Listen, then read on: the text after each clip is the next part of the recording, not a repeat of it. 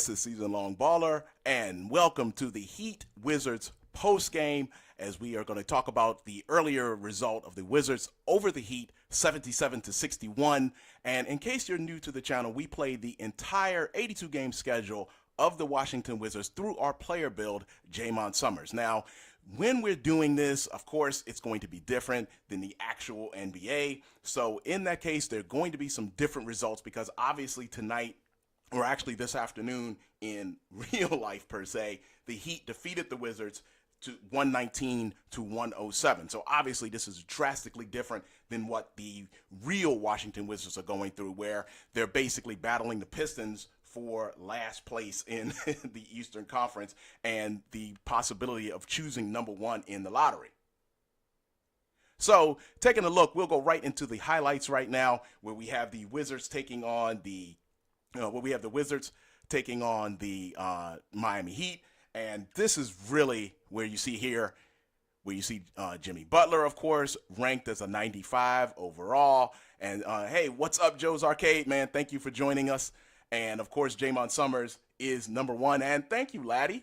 Thank you for being a lover over there. Just showing some love to the season-long broadcast. And you know, we're going to do the Heat and Wizards post game, and then we're going to do Season Long Podcast number 54 after that. So again, taking a look at the starting lineups, you've got Summerz, DeLon Wright, who has been a find for all Wizards, where he is a 77 overall. Denny Avdia is a 76. Kuzma 84. And actually, as you can tell, Summerz is the best player on the team after having boosted a little bit this season to an 84. So that's what made him boosting from an 84 to an 85. He was a 78 when we first did it on NBA 2K23, when we first built it, and now he's an 85. But the best person on the floor, of course, is going to be Jimmy Butler, a 95 overall. And then Bam Adebayo is an 88. And you see, which is probably a good time to mention this, Clint Capella is the starting center for the Miami Heat. Now, why did that happen? Our Miami Heat decided to trade Duncan Robinson to the Atlanta Hawks for Clint Capella. Robinson to the Hawks, they got Capella. Adebayo moves to the 4, which probably overall really isn't that bad an idea, is it? So let's take a look at those highlights, and we're going to actually start off with Bam Adebayo taking a fadeaway shot early in the first quarter against the Wizards. Denny Avdia gets the rebound and pushes it up to me, and you know what I'm going to do here. Plenty of space before Kyle Lowry gets to me. Bam, we're up 3-0. Great start for the Wizards. Now, off of a baseline play after Şengün had got his shot blocked by Capella, again, Lowry looking the wrong way, gets screened by Şengün. Baseline jumper, shout out Joe's Arcade, because that is a long 2. And the Wizards are up early against the Heat. Now, the Heat do get back with Tyler Hero right here. He had 11 in the game. Notice Adebayo rolls, kind of gets past Gafford and shoots kind of a left push shot on the baseline there. And that gets the Heat back into the game, and they were only down by 1 after 1 quarter. So in the second quarter, as you see Kyle Kuzma driving and gets a pass to Daniel Gafford, who gets around Adebayo, and he dunks it home. And that extends a Wizards lead, but it's still a competitive game at this point. Into the second quarter, notice that the clock is counting down. Jimmy Butler working one-on-one against Avdia. Clock ticking. Under 6 to go now in the half. Adebayo comes to set the screen. Avdia does a pretty good job to get around it, but Butler gets around him, takes the shot with under 5 to go. The bank is open on Sunday, and that is where we go in the half. However, the Heat were still down by 10. Butler keeping them in the game. All right, this might be my play of the game here. Lowry crowds me on the pick. I spin around off of Lowry and then launch the long floater from the free throw line. All net. I doubt I'm going to get that to fall again. But again, taking another look at it. And again, this is third quarter action. Again, Summerz gets around Lowry, beats him to the spot, but you notice Lowry is going to crowd me a little bit here. Had to push him off a little bit. The long floater with the left hand. but with the right hand from the free throw line, it's good. And that was so good that the Heat were down by like 13 and took a timeout after that bucket. A quick dunk on a fast break by Summerz keeps the Wizards in charge. Now, a good bounce pass here from Hero, still in the third quarter. Capella gets position on Gafford, backs him down, and then basically punks Gafford. The mean one-hand flush in Gafford's face. Moving to the fourth quarter, though, the Wizards, due to the strength of their bench, are fully in control, and this forces the Heat to press, and we are able to beat the press. Now you see Kyle Lowry trying to catch us, me trying to hold him off, and you know what's about to come. No, it's not a dunk. It's that kind of game. The floater helps lock down the game for the Wizards, and that was a 77-61 victory for the Wizards. Wizards shooting 51%. The Heat did shoot 47%, but as you can tell, there's some big differences here. The Wizards were 14 out of 16 from the free throw line, while the Heat only shot 4 free throws. But the biggest difference, look down at the rebounds. Despite the fact Bam Adebayo has killed us in the past, Clint Capella has killed us in the past, the Wizards controlled the glass with 26 defensive boards, 7 offensive boards, out-rebounded the Heat 33-23, and that is a major difference because we've had issues with rebounding all season, and in the first and second matchup of when we faced the Heat, we had a problem cleaning up that glass against Capella and Adebayo, and that was one of the main reasons that we lost the game. Now, another reason I can say we'll talk about in just a moment, but again, Wizards shooting more free throws, shot a higher percentage from 3, and escape with a 16-point victory over the Heat, and this evens the season series at 2, where the Heat defeated the Wizards 77-62, a 15-point victory back in Miami earlier in the season. Then in DC, Miami defeated the Wizards again 70-62, and the Wizards were able to beat Miami in Miami exactly 3 weeks ago today. And by the way, speaking of today, happy Easter to you and yours as the Wizards get the 77-61 victory.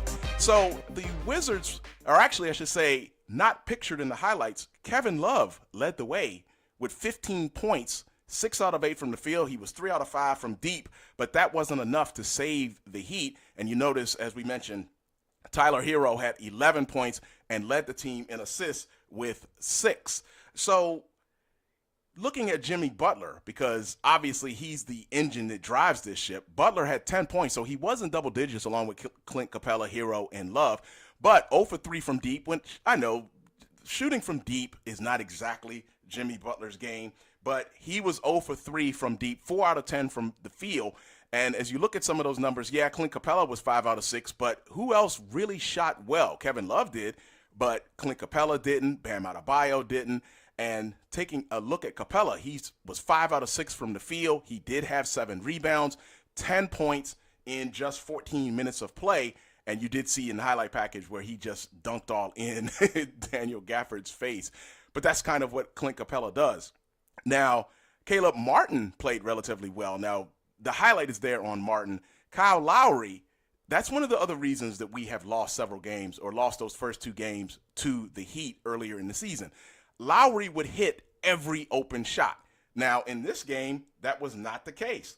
Lowry was only 1 out of 4 from the field, and that was a runner on a fast break where even he looked like he didn't really want to take the shot. He kind of hesitated. He had a 3-pointer. He drove a little closer, still hesitated, and then took the push shot or took the floater on the baseline and scored. But he was also 0 for 2 from deep, and Lowry has killed us on those open shots. But in this game, he didn't, and that is a main reason why we survived this game against the Heat, along with the other factors with the 3-point shooting, the free throws, and the rebounds.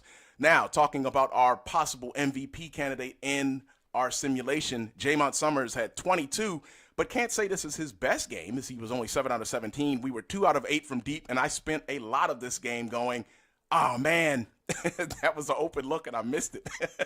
Summerz also, who has been leading the league in turnovers, had 3 turnovers to go along with 2 assists. You never want to have less turnovers than you do.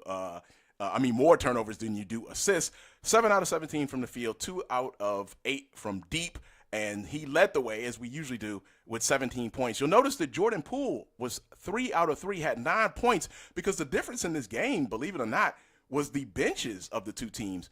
Because when we checked back in the game, every time we had a pretty good lead every time that we checked back in. So I think we have to give props to the bench. Gallinari there with 12 points, 4 out of 6 from the field. He did miss his only 3. Tyus Jones, 2 out of 2, had 5 points. And Gafford was even 2 out of 4 from the field. Now, our main driver outside of Summerz, of course, is Kyle Kuzma. And Kuzma was only 3 out of 7, 1 out of 4 from deep, had 8.6 rebounds. So he did pretty good on the glass and helped provide that big difference that we had in rebounding. But you would think in a game like this where we beat the Heat, you would think that we got a lot out of Kuzma and Summerz, and that wasn't exactly the case.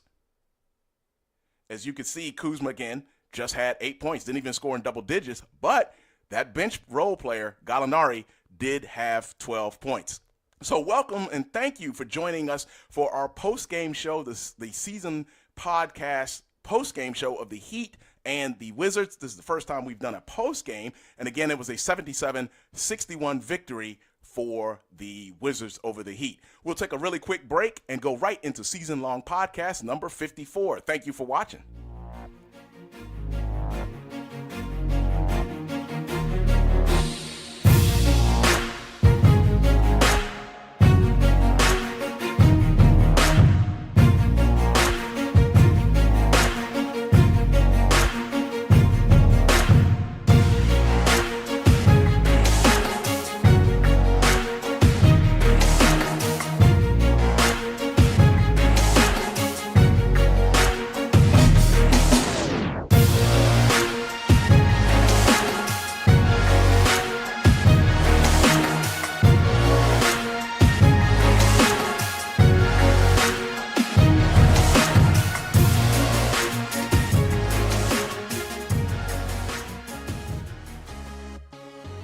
All right, this is the Season Long Podcast number 54, the Season Long Podcast in support of the YouTube channel SeasonLongBaller. And what we do on the podcast, we try to talk about things that are a little bit outside of just Jaymont Summerz and just the Wizards. Yes, we're going to talk about Summerz and the Wizards, and we've got some stats, award races, stuff like that coming up. But we do want to talk about some of the stuff that is happening in our simulation, some of the trades that happened, like we just saw Clint Capella playing for the Heat. You have to be wondering what in the world is going on there, and that's part of it. We have those trades that happen, and you only see them when we actually play in the games themselves. So that's kind of what we like to do every Monday generally on the Season Long Podcast. So last week for the Wizards, it was a 4-0 week. As you see, we defeated last Monday, I should say, we defeated the Bulls 67-52, then defeated the Nets 72-65. The Nets have not been having a good season in our simulation, but keep in mind they do have a victory over us and we were at home nonetheless. We've had our way with the Pistons all season, a 76-62 victory, and then our 10th victory in a row, a 77-61 victory that we just talked about in the post game against the Miami Heat. And right now, we are peaking at the exact right time with 10 victories in a row. Our last one back, as you see, on March 12th against the Memphis Grizzlies. So the Wizards right now are 61-14, riding a 10-game winning streak, the 1 seed. And that's part of the reason why I always take these games against the Miami Heat so seriously, because the Heat, as you can see, are the 3 seed. And if all of this lines up, we're going to see the Knicks or the Heat most likely in the Eastern Conference Finals. As you see, the Knicks are the 2 seed at 51-22. The Knicks also have own a victory over us, and the Heat, as you know, we have now split the season series. And your top 9 there with the Knicks, the Heat, the Sixers, the Cavaliers, the Pacers are the teams avoiding the play-in right now. The Bulls, the Celtics, the Raptors are 9, and then the Bucks are 10. We're playing the Bucks again. We'll talk about them just a little bit later on, but we are going to play the Bucks again on Tuesday. But it's interesting that in the Giannis era, we've kind of had our way with the Bucks, and for whatever reason, the Bucks do not play well here in 2K. And you may recall last season, the Bucks on our simulation on 2K23, the Bucks suffered through a 15-game losing streak, and that basically killed their season right there. But you see the Hawks, Nets, Magic, Pistons, and Hornets are fighting well, actually, I believe some of those guys are eliminated. 8 games left. For example, with the Hornets, they're only going to be able to win at most 31 games. That's not going to get you past the Bucks. So safe to say that the Hornets, at least, have been eliminated. Now, out west, it's the Lakers, who we will be playing a little bit later on. We've got a bigger preview coming up in this podcast about the Lakers. But the Lakers are the 1 seed, and right now they own a victory over us when we played them out in L.A. Golden State is the 2, Clippers, Grizzlies, Thunder, Timberwolves, who, seems like the Timberwolves also own a victory over us. And that is your top 6 to stay out of the play-in. Pelicans, Nuggets, and Mavericks wrap up your top 9. And the Phoenix Suns are the 10 seed, and our former teammate Bradley Beal playing for the Suns. But they're still somewhat in the battle. The Trailblazers, the Jazz, Spurs, Kings, and Rockets are rounding out your top your teams out there in the West, and we will be seeing some of those teams like the Trailblazers, the Timberwolves, the Lakers just a little bit later on as we wind down the season. Now, taking a quick look at some of your statistical leaders, Jaymont Summerz right now leading the league in minutes played. I mean, I can't really apologize about that. I mean, I'm going to play, and as we illustrate all the time, I'm going to shoot. No shock there. Summerz leading the league in minutes played, also leading the league in points per game at 26.8. And this is a big jump. It's a real shame, and we'll talk about it a little bit later, but it's a shame that Summerz can't get the most improved player because you can't bring those stats over from NBA 2K23. And you could be saying, well, SeasonLongBaller, you led the league in scoring last year, which, yeah, that's true. And I shot the ball more than anybody last year, too. That's very true. But I only averaged 17 points a game last season, which was good enough for number 1. But I've improved that by nearly 10 points at times this season. And so doesn't that count for something? Okay, you don't have to answer that. Right now, leading the league in rebounds is Jared Allen at 6.8 a game. Joker's next at 6.5. I mean, honestly, what can't Joker do? Antetokounmpo with 6.4, and Sabonis has 6.4 rebounds as well. But we are in the top 15. We're averaging 5.3 rebounds a game, and that is good enough for 14th in the league in rebounding. Leading the league in assists, again, it is Jaymont Summerz at 6.1 a game. I mentioned it on the last podcast. I really want to stay number 1. I'm really hoping that I can stay number 1 in assists. And I'm hoping, although I've got a good distance there, I want to try to keep that average over 6. So I'm hoping to finish the season with at least 6 assists a game. We'll see if I can do it. But right now, leading the league in assists at 6.1 a game. Now, here's some bad stats. I know you're thinking all these stats can't be good for you. And you're right. I'm leading the league in turnovers, as I mentioned, at 1.8 turnovers a game. And they've kind of come in bunches here recently. I wasn't at the top of this. And Shai Gilgeous-Alexander was leading this stat for most of the season. And then, unfortunately, I've managed to catch up with him. That's not something that I really wanted to catch him in. But I do lead the league in turnovers at 1.8 a game. I'm also in the top 10 in fouls per game. I don't know, 1.8 has to be a magic number. Now, I'm not beating out Powell, of course, from the Mavericks, and Lonzo Ball. Again, another change in our simulation. Lonzo Ball is still playing, or that could be LaMelo Ball, actually, while I'm looking at it. It probably is LaMelo Ball.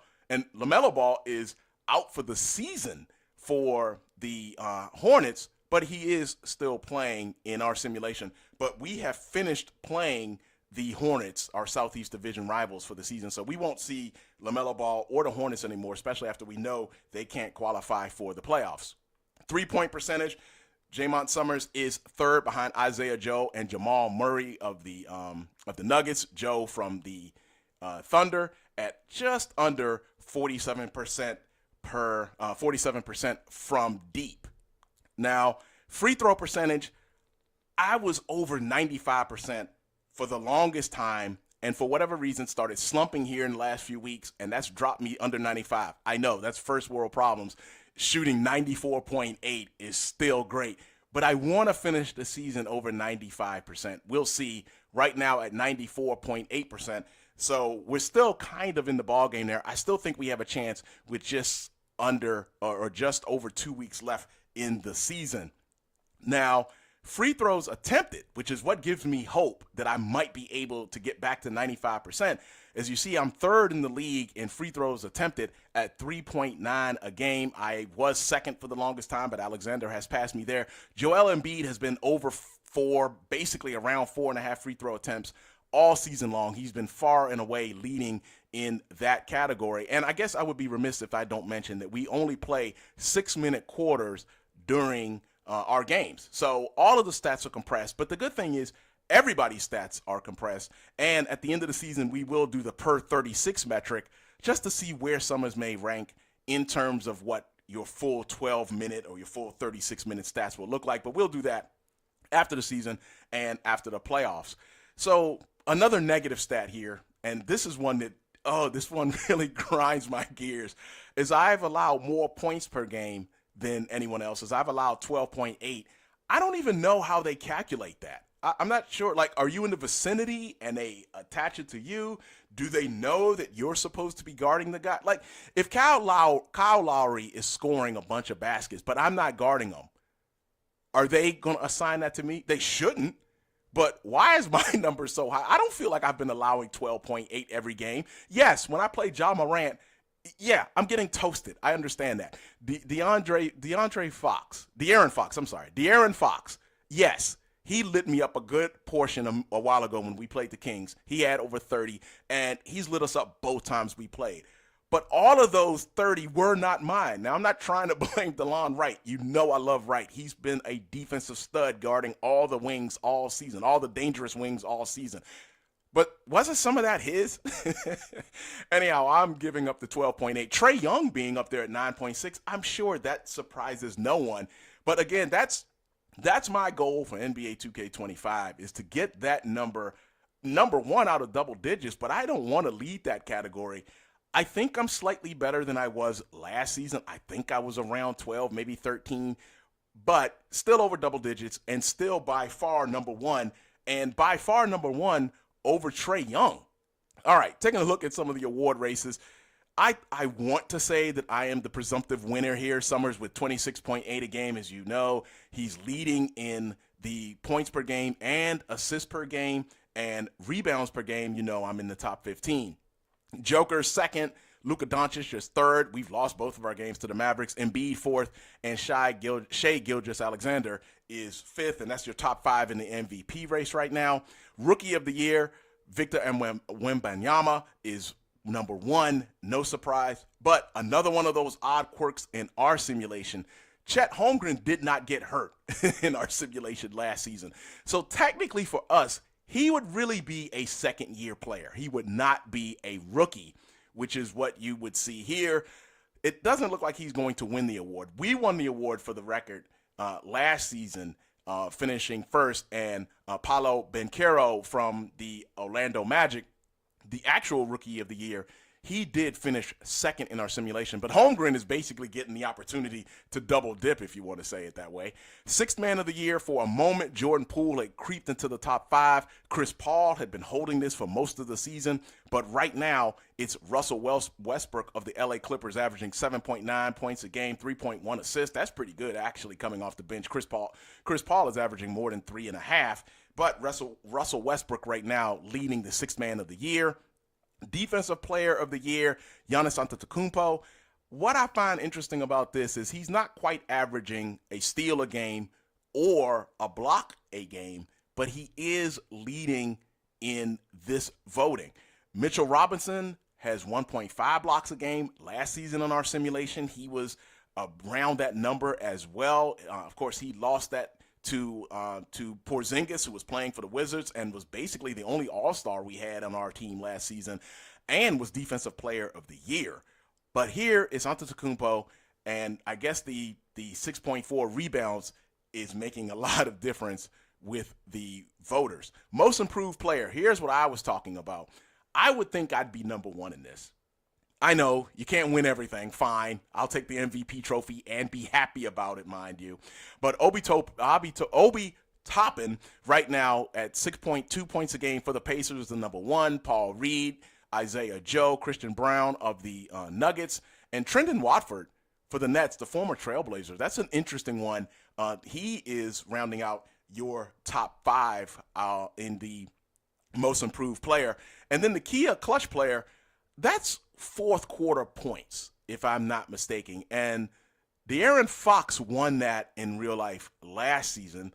And as you see, Luka Doncic, Anthony Edwards, Jason Tatum, I mean, basically the stars are leading the votes here.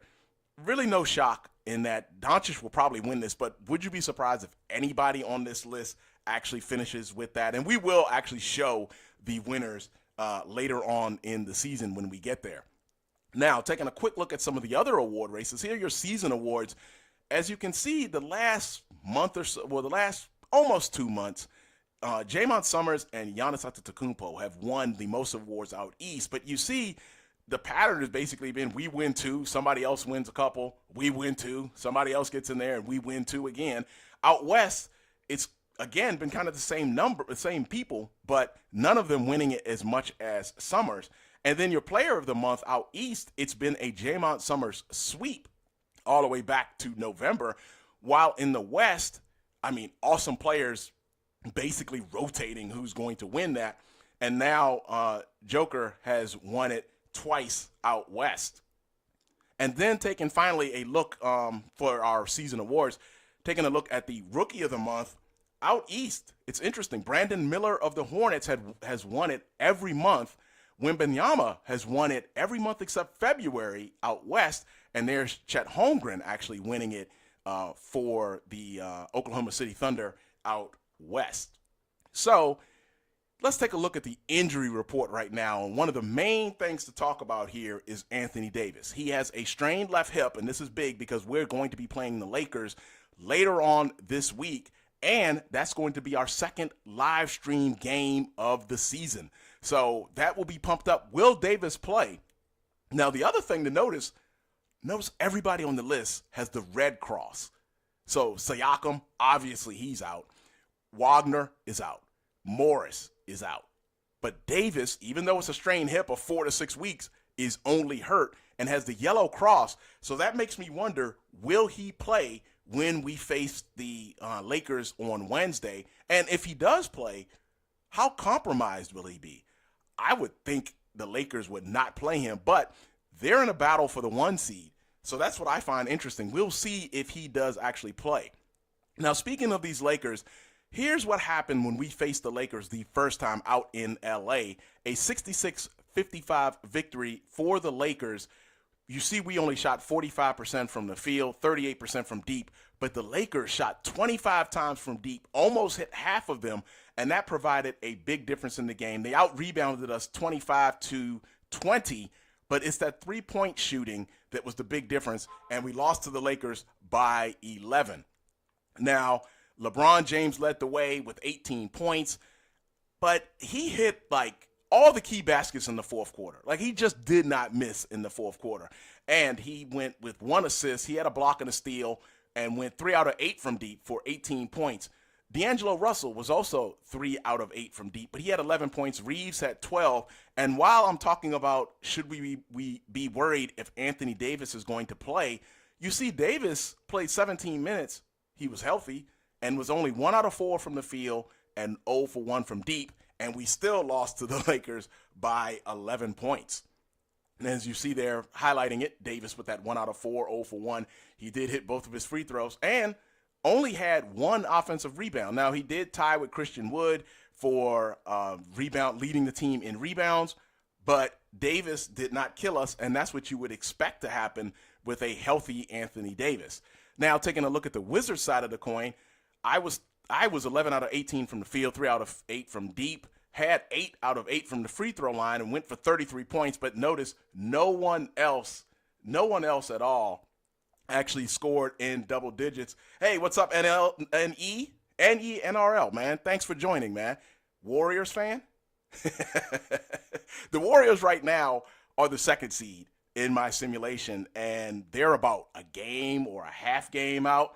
So yeah, they are still in this thing, and unlike the real Warriors, they're playing well. So there's a distinct chance that I could be talking to you during the Lakers game on Wednesday, and the Warriors could have overtaken the Lakers, or even by the end of the season, the Lakers have overtaken the Warriors. So that is a definite thing. And yeah, man, the Warriors are in good shape for real because they've got the easiest schedule left, I believe, right? Yeah, in real life, yeah. They've got the easiest. They won. Oh, they beat the Rockets. That's important because the Rockets have done like 11 in a row, and the Rockets were bearing down on them. They got a little bit of space now. And I think the Warriors, unless I miss my guess, I think the Warriors have the easiest schedule left of the people that are in the play-in bracket. So I think that win tonight was really, really big, and it stops them from. Oh, you beat the Spurs tonight. I was thinking they were playing the Rockets tonight for some reason, but anyhow, they still got an easier. I believe they still have the easier path, and they did obviously need that win tonight to face. To get away from the Rockets in that play-in tournament. So, hey, that's still good for the Warriors, though. As you see, nobody else in this game that we played against the Lakers scored double digits, and the Wizards did lose on that one, 66-55. Now, taking a look at the preview coming up this week, the Wizards, again, we have been hot. We've won 10 in a row, and we are facing a Lakers team that has lost 2 in a row. Oh, Curry went off. How many points did Curry have? Because these days, it's almost like if Curry doesn't do it, it doesn't get done. I hate to say it, but that's almost what it really is for the Warriors these days. So the Wizards are 31-6 at home. The Lakers are 21-16. This game obviously is played in D.C. And, okay, he had 33 points. That sounds like a regular day at the office for for Steph Curry. But these days, it almost seems like if he doesn't score 30, they are definitely in trouble because Clay and Wiggins have not played well most of the season. And Curry is definitely going to need that help in order for them to do much better, actually. So, but yeah, so we've got a live stream coming up against the Lakers on Wednesday. Hope that you can join us for that one. And again, we are riding high on a 10-game winning streak. But before we get to the Lakers, we've got some other business we got to take care of. We got to face Giannis and Dame Dollar and the Bucks on Tuesday. So that won't be a live stream. And what? Draymond had 21 points? Oh, I'm shocked by that. No wonder they won. That's the reason they won. Draymond gave them some offense that they don't normally get. That's why they won. 20, and he hit 2 threes. Were they wide open threes? Wow, that's crazy. That's the reason they won, though. If he's giving them 21 points and Curry's doing his thing, then that's the reason why they're winning. That's the reason why they won. 21. When's the last time Draymond scored 21 in the game? I don't mean double digits, like 21. That I would imagine. Obviously, he's done it before, but 21 points right now. That's the reason they won. Because Curry has to get some scoring from somewhere else, and you don't expect Draymond to give them 21 points. So we've got the Bucks on Tuesday. Then we've got another live stream, the Lakers on Wednesday, and I hope to see you for that one as we will take on the Lakers. We've got Portland again on Friday, and then I know I've said it a million times. I thought we had already finished with the season sweep with the Raptors, but we're going to face the Raptors once more, so I guess we'd only played them 3 times. But I don't know why I was thinking we were finished with the Raptors, but we must have played them 3 times, and we will be facing the Raptors one more time in Toronto and going for the season sweep. And, okay, I mean, still, if he scored off of Curry passes, that's great. But, again, he usually, even with the Curry passes, he's usually not scoring like that. So, if the Spurs are paying extra attention to Curry and Draymond's getting them open looks, then that's great. That's what they need.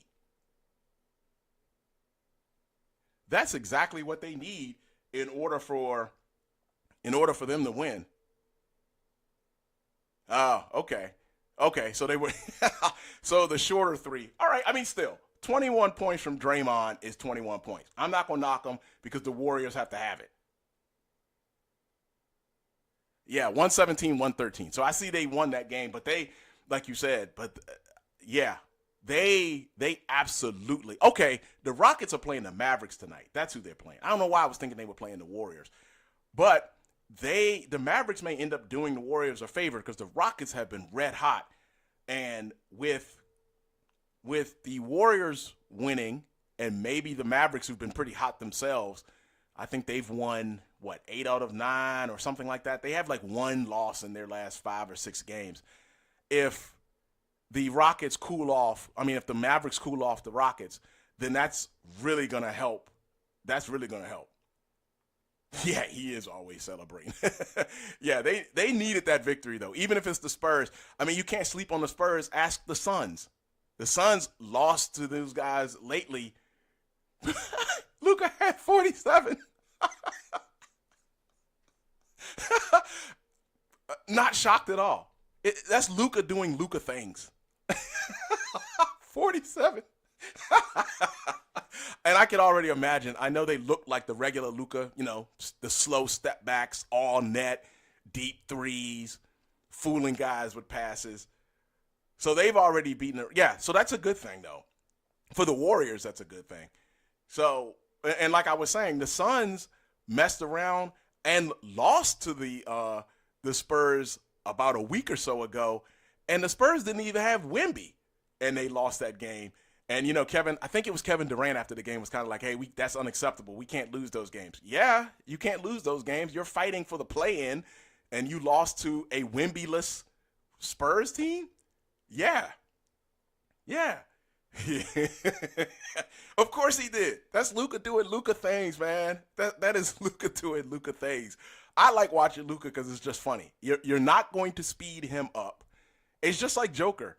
You can do all you want to. They're going to play at the pace they want to play, and they're still going to score. So Luka's going to do Luka things. That's just what it is, man. So for our week, and thank you again for watching. If you like what we do on the channel, go ahead and hit that like and subscribe.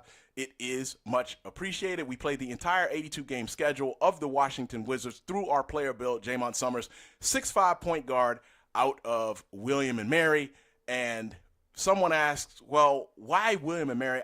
I didn't want to pick somewhere that's just a normal basketball powerhouse. Was William and Mary in the NCAA March Madness this year? No. But, making it from somewhere that's not a blue blood per se, then that was fine for me. I wanted to have him somewhere just totally random. But I'm sure some people have heard of William and Mary. And speaking of which, my brackets for March Madness are just they've been butchered. Purdue, NC State, Bama, and UConn being the Final Four. I could tell you I had UConn, but that was it. Kevin Looney changed? What do you mean Kevin Looney changed? Changed how? He's not the defender and although is Looney coming off the bench now because Kuminga is starting?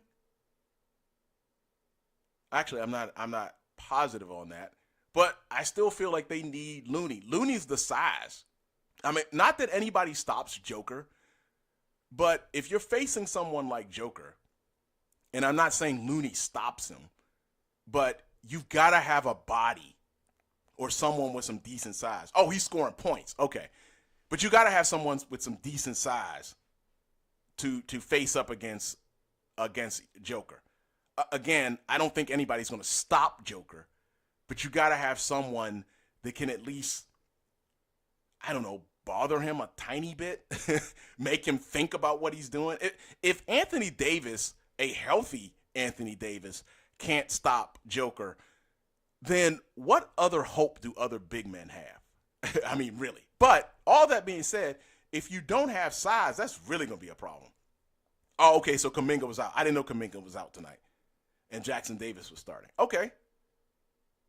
So Looney getting points. Again, I think that's a good thing. Anybody that can help Steph for the Warriors score some points is going to be a good thing for the Warriors and will probably allow them to stay in the play-in tournament as it stands right now. Because I don't know that they're going to be able to get out of the play-in tournament because Dallas, I think, is 6th right now, and Dallas is on a roll. And personally, I don't think anybody really wants to play Dallas in the first round. I mean, just frankly, I don't think so. They got enough. I know they don't play the best defense in the world. Davis at 7, Looney at 4. Yeah, see, I don't think they play the best defense in the world, but they're going to score. So you're going to have to outscore them. I know the playoffs slow down, but Luka's going to get his regardless. Kyrie's probably going to get his regardless. I would say Hardaway Jr. is going to get open looks. If he gets hot and Hardaway and Luka are doing their thing, it's going to be that's going to make the Mavericks a difficult out. I will say that.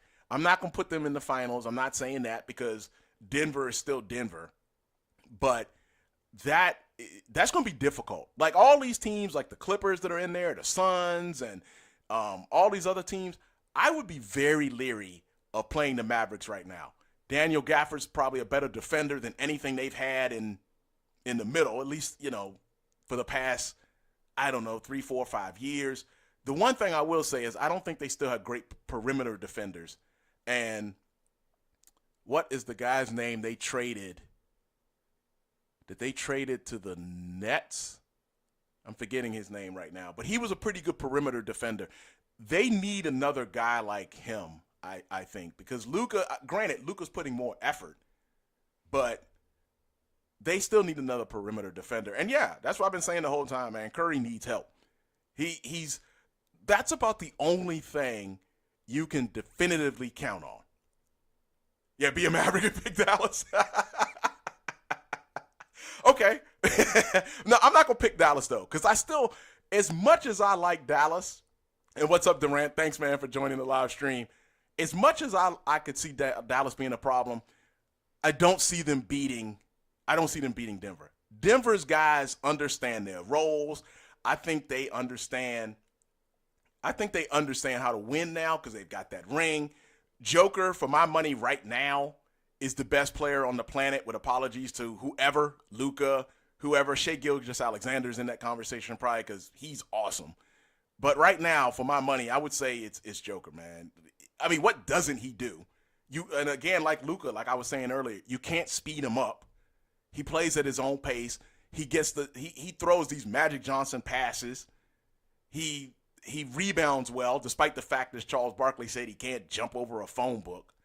But he still is just outright dangerous, man. So Joker's like a walking triple-double. I don't see the Mavericks beating them. So I guess if I really don't know who's going to come out the West. Wiggins played. Right. I mean, Wiggins has struggled all season. And I think for the Warriors, when the Warriors won the title a couple years ago, part of the reason they won it was because Wiggins was playing out of this world. He was defending the most dangerous wing. He was rebounding like a big man. He was giving them points. He was giving a third option, a consistent third option that could hit the three outside of Curry and Thompson. And so I get it. The Warriors were like, hey, we've unlocked this guy. Now we've discovered whatever it is that was holding Andrew Wiggins back. We've now unlocked this guy. So let's give him the big contract. We can bring him. He can take us into the new Warriors era, whatever that era happens to be. And he struggled all season. And frankly, I don't know what it was. Remember, he was out last season. I don't remember the reason, but he was out last season. I think it was a personal reason. I'm not sure they ever said why, but whatever it was, if it was mental health or whatever the case, I mean, I hope everything's okay, and I'm assuming it is now. But he really kind of hasn't been the same, like, after that happened last season. He was kind of struggling. even before it happened, he was having problems. And I don't know that they ever said what the problem was, but that playoff run Wiggins hasn't reappeared. And the Warriors were banking on that, and the Warriors have to have that. If you have Wiggins scoring every night along with Curry, and I mean Wiggins being like dominant, and along with Curry, then if you get points from Draymond, if you get points from Klay Thompson or Kuminga or Moody, it's all bonus stuff at that point. So, oh, no Keldon Johnson. Wow, who played? What, Wemby? Is that the only player who played? Obviously, them guys played, I think, when they beat the Suns. Oh, man. Okay. I mean, the Warriors would have had no excuse to lose that game, quite frankly. I mean, granted, you don't want to lose that game because I'll keep mentioning it. The Suns did lose without Wemby, but you've got to win that game. If you're trying to stay in the play-in, you've got to win that game. Yeah, just Wemby, right? But yeah, I'm not gonna pick Dallas mainly because I think Denver can beat them. But I do think Trey Jones. Yeah, but Trey Jones isn't generally going to score 20 or 30 points, right? But with Dallas, I was trying to think. See, I could see Dallas messing around and beating the Clippers. Or I can't even say messing around. The Clippers aren't going to finish. Whatever the Clippers do, they're not going to finish. Even first of all, will the Clippers be healthy when they get to the finals? I mean, when they get into the playoffs. That's number one. Number two, I don't think I don't think Claw or PG-13 have proven that they can slow down Luka. Now, granted, nobody in the league has slowed down Luka. But if Kawhi can't slow down Luka, the Clippers don't have a chance. Wemby had 32. Yeah, Wemby had, 40 and 20 a few nights ago? Yeah, they just got to get Wemby some help. Wemby get a little bit stronger, and the Spurs are going to be 100% dangerous, like no doubt whatsoever. But yeah, that's why I don't have Dallas. I think Dallas can beat anybody, but I'm going to take Denver. If I had to pick, I'd take Denver over Dallas. But almost anyone else out west, I will give Dallas a shot.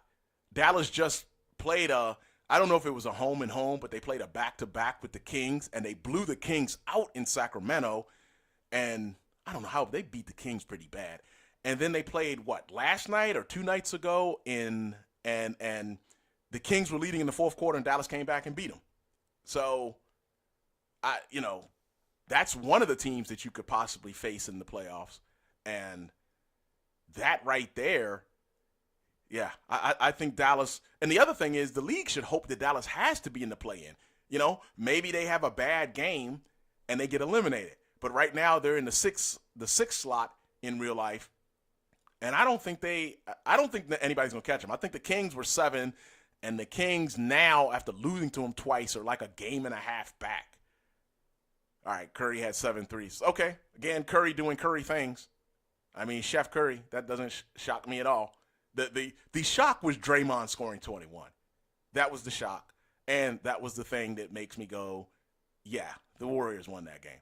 I wonder if they don't get 21 from Draymond, do they beat a Spurs team that only had Wemby? I mean, I know the final score doesn't necessarily indicate exactly what happened in the game, but it is only a 4-point victory, despite the fact Wemby had no help tonight, just Trey Jones, 117, 113. So I do kind of wonder about that. But the West playoffs, I mean, I'm looking forward to the real playoffs. It's going to be great. Klay hit a clutch 3. Klay, I would say Klay doing Klay things, but Klay hasn't done Klay things this year. So that's key. And again, I do think the Warriors have the easiest schedule of the play-in teams left. I think the Lakers are up by 3.5, I believe, on the Warriors. I might have that incorrect. I don't remember exactly what the standings are, but I believe right now, I think the Final Four, Klay had 13. Yeah, I could believe that. I think the Final Four in right now out west, and correct me, Chad, if I'm wrong, I think it's the Suns, Not necessarily in this order. I think it's the Suns, the Kings, the Lakers, and the Warriors. I believe that's the 6 through 10 seeds. And somebody's going to get their feelings hurt out west. Somebody in that play-in. If you look at those teams, number one, you don't have a young team like the Timberwolves or the Thunder down in that bottom four. Your bottom four are teams, okay, maybe the Kings fit that, but the Warriors, the Suns, and the Lakers, all three of those teams want to win now. Somebody's going home, or I should say somebodies are going home. And I don't know, granted, the Kings have not played great lately, but I don't know that any of those three teams want the smoke that the Kings have. I wouldn't want to play the Kings in the play-in if I'm the Lakers or the Suns.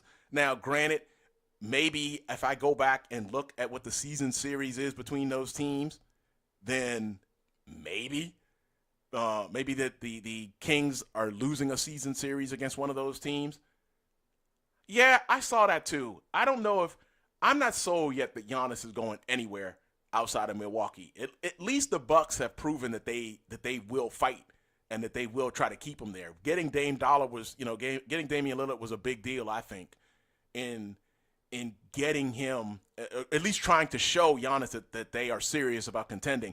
And keep in mind, we're going to see Giannis and Damian on Tuesday when we take on the Bucks in D.C. And actually, of course, we're mirroring the real Wizards schedule. So the real Wizards are playing the Bucks in D.C. on April 2nd. But yeah, like I was saying, I don't think anybody wants to play the Kings out of those veteran teams. I would not want to play an extra game against the Kings in the play-in. And if the Kings hold on to the 7th seed, then you would have to go to Sacramento. I wouldn't want to play them. Like I said, somebody's feelings are going to get hurt because somebody's going to get eliminated that really wants to win a title this season, and they're going to spend the whole offseason trying to figure out what they're going to do. Like, will it be the Suns? For instance, if the Suns lose, then what do you do if you're the Suns? You've already mortgaged a lot of the future to get KD. What are you going to do? And part of it for me, which I've said a lot, is I think the Suns made a huge mistake in not getting a point guard. Oh, Clay. Clay plays well. See, but if you're in the playoffs, you're not playing bad teams, and you need Clay. But I think the Suns made a real big mistake not getting a point guard. And I'm not saying the point guard has to start. If you are cool with Booker and Beal in your starting backcourt, cool. But I think you should have a point guard come off the bench and give Booker and Beal a break of not handling the rock. That's a lot of work. Like, over the 82-game season, like, Devin Booker is a great player. But why are you asking him to do every little thing? He's got to bring the ball up sometimes. You're asking him to defend the best wing on the other team. And you want him to kick in at least 20 a night, 30 a night. Maybe we need 40 if Beal and Durant are off. That's too much. Like, there should be a time you have a point guard. You put this point guard on the floor and ask the point guard, look, just run the offense. And that way, Booker and Beal, or two of your three superstars, could be on the floor, the other one's resting, and you have that guy run the offense, and you don't have Durant and Booker handling the rock all the time. Handling the rock like that for 82 games a year, you're just wearing them out. And then we're going to get in the playoffs. The Suns are going to be tired. Booker's mid-range, which is usually wet all the time, is going to start falling short, and everybody's going to be blaming Booker like it's his fault. Come on. You've asked him to do all this work all season long. And you asking him to have to guard the Lucas of the world and stuff like that. No. They should have got a point guard from the very beginning of the season. And it doesn't have to be some all-star point guard. Just a competent guy. Just a competent point guard. And then you might be better off. That's all I'm saying. If you want to start Beal and Booker, that's cool. And if you want to close with Beal and Booker, no arguments there. But there should be a break for them guys handling the rock. And for whatever reason, I couldn't figure it out at the beginning of the season that the Suns didn't bring a point guard on. And I don't know. I mean, I guess, okay, you want to upgrade from Cameron Payne. Okay, fine. Or maybe you don't want to pay Payne anymore. Okay, fine. But a competent point guard. They should have just had one. Bring them off the bench. But the Suns, if they lose, they're going to be answering all these questions. Yeah, Curry doing the three. That's Curry being Curry. But I don't know. I just didn't like that strategy from the Suns. I didn't have a problem with you getting Bradley Beal, but I did have a problem with you just getting rid of all the point guards. I don't know what you were thinking on that. And then, what kind of meeting was that to basically tell Devin Booker? But then again, maybe it wasn't a meeting. Devin Booker's always been doing everything. So maybe you didn't have to tell Devin Booker that. Maybe it was just like, maybe Devin Booker was like, it's just more the same. It's a Tuesday. But yeah, I think that's the fatal flaw for the Suns, and that's why I definitely won't take the Suns. The Lakers can't shoot the three. That's not a bulletin. So, and I think, what is it? What's his name? Jared Vanderbilt? Is that his name? They need him.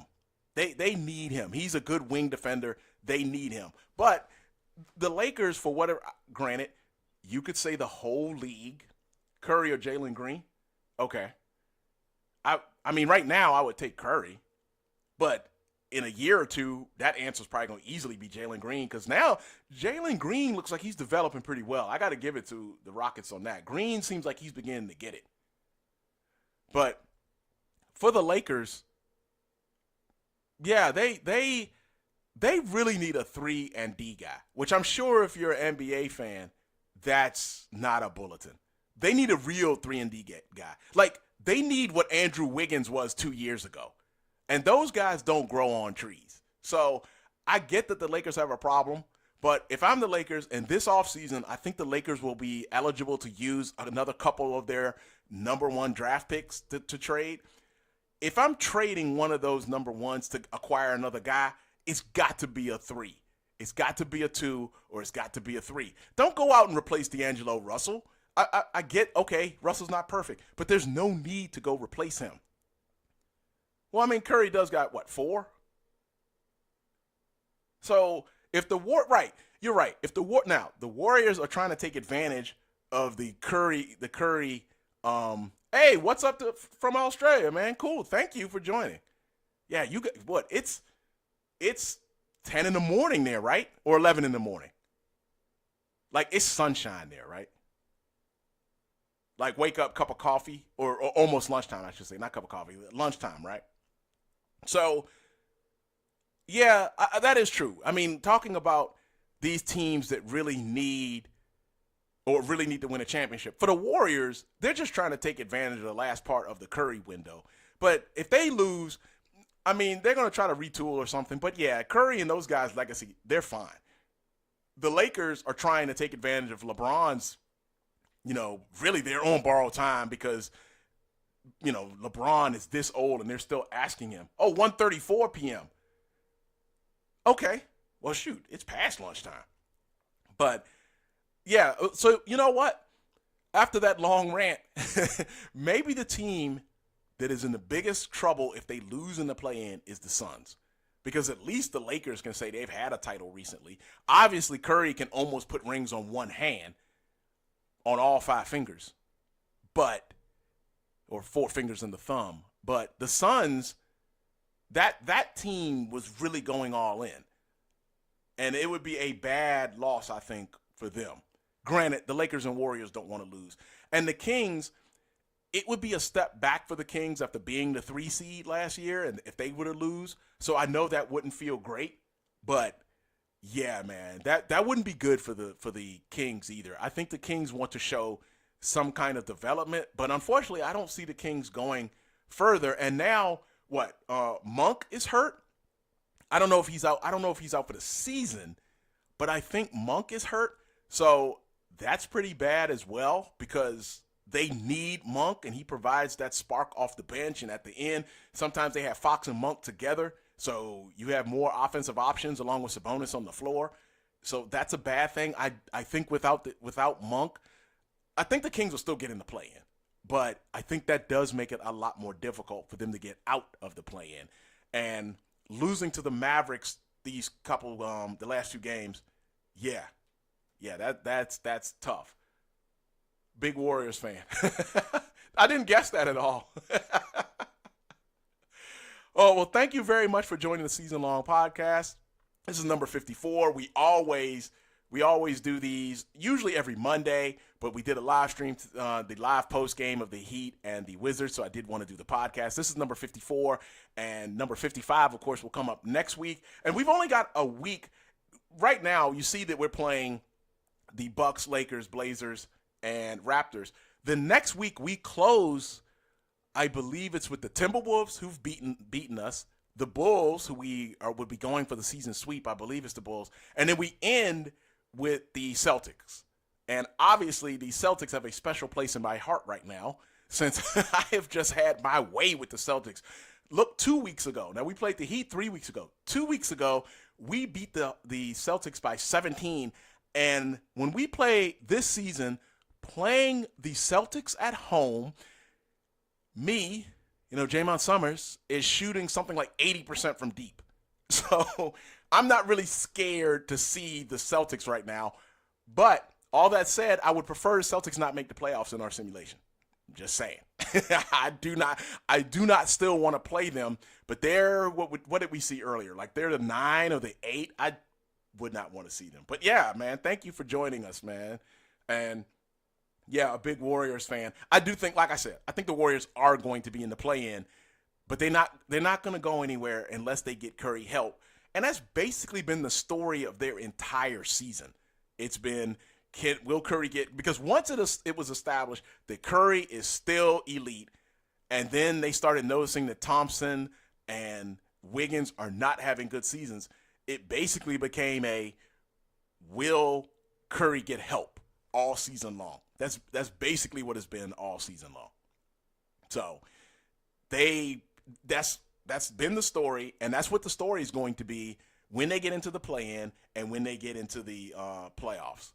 So no, yeah, they have been trying to miss it. They've been acting like they want to miss it, but they're going to get, well, okay, I'm relatively sure that they're going to get into the play-in.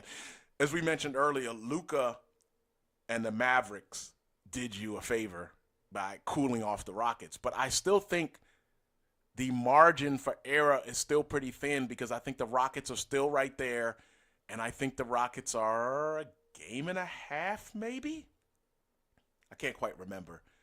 I think they're a game and a half back. I'm not sure. But granted, I think the Warriors are going to make it, but if the Warriors mess around, yeah, they will miss that play-in, and then they'll be out of the playoffs, and there'll be all kinds of discussion, but I don't think it'll be discussion like the Suns, because they got all them rings in the building, and the Suns don't have that, and the Suns went all in on KD and rescued him from the Nets. So we will see if they actually get that far. But again, if I was betting, I would say they're going to get in. That's what I think. They're going to get in. So again, for the Season Long podcast, thank you very much for joining us. If you like what we do on the channel, please give us that like and subscribe.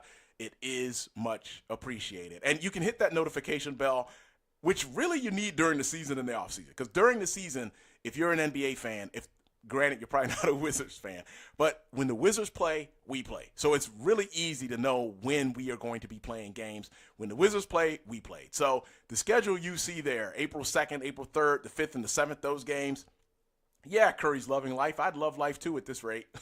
Hall of Famer, 4 rings. Yeah. I would be loving life. But yeah, these 4 games this week, the real Wizards will be playing these 4 games as well. So when the real Wizards are playing, we are playing. The real Wizards just need a Jaymont Summerz type. That's what the real Wizards need. They need a dynamic scorer. But to be fair, Jaymont Summerz doesn't grow on trees. Otherwise, the Wizards would have had 5, 10, 20 of them by now.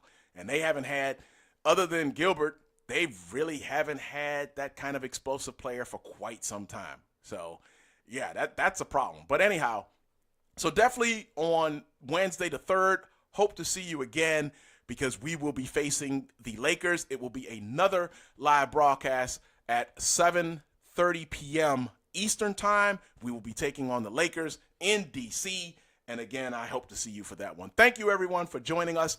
We are out of here. That's it for Season Long Baller. Thank you for watching. See you on April 3rd. Peace.